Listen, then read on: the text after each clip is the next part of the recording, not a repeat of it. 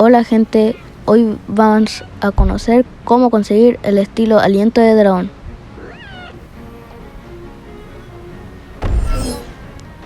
Primero tienes que estar sí o sí en segundo C, no puedes estar en el primero. Después tienes que ir a unas torres no tan lejos de del café, así como lo está explicando el video. Ahí después vas a encontrar un NPC y le vas a tener que hablar. Y él te va a tener que dar una cantidad